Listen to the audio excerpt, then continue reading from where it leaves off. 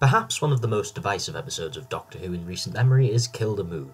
It has quite a following of fans who consider it to be a brilliant work of Doctor Who, while there's quite a large portion of the fanbase who passionately despise it as a piece of poorly written propaganda.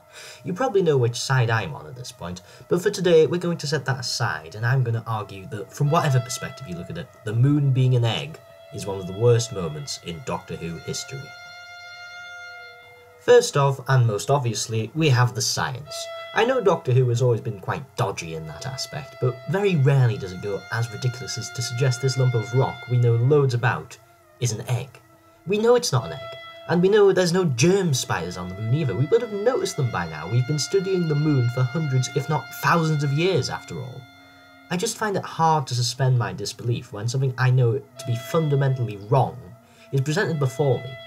The whole basis of science fiction and how it works is it says this could happen, which only works when you're dealing with mostly unknown elements, things that cannot be definitely disproved. But when we know that something is categorically false, it just doesn't quite work. You can't suspend your disbelief. This alone isn't that big of a deal, but it's annoying, and I know people would ask why I hadn't mentioned it if I didn't, so here we are. The worst part is, this could have been easily solved if it were on some kind of colony planet where the moon wasn't really known about. But no, because it's New Who, it has to be all about bloody Earth. The main point of this video, however, is how the anti-abortion subcontext is delivered. Oh boy, we have a lot to get through.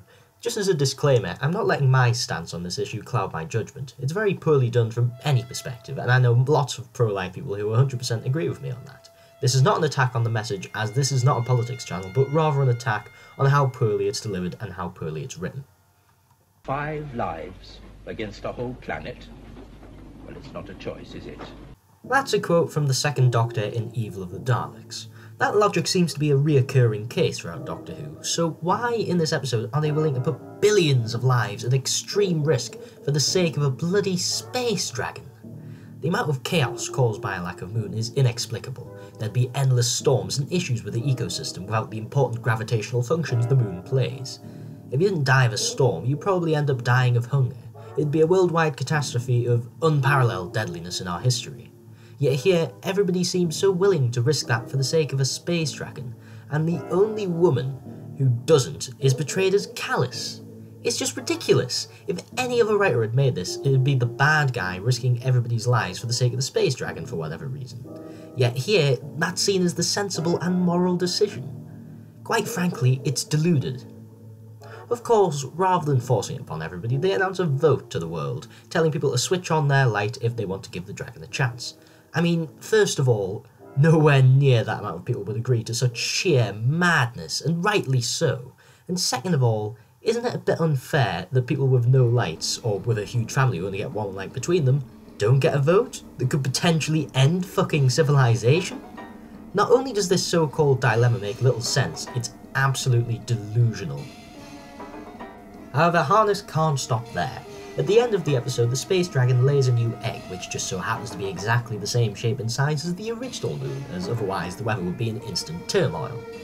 This is a real kick in the teeth, as it's dumbing down the whole debate this episode is tapping into, as one of the major aspects of bringing a new life into the world is the consequences it brings, and not all of them positive.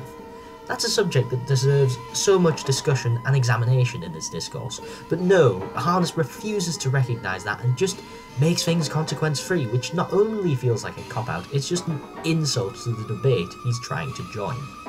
Even that aside, it's a cardinal sin in writing to have major developments like that in a story be free of any consequences, as it makes stories much less gripping when you know they can just get out of any situation consequence-free, which, incidentally, is a huge problem in New Who generally and goes much wider than just this episode.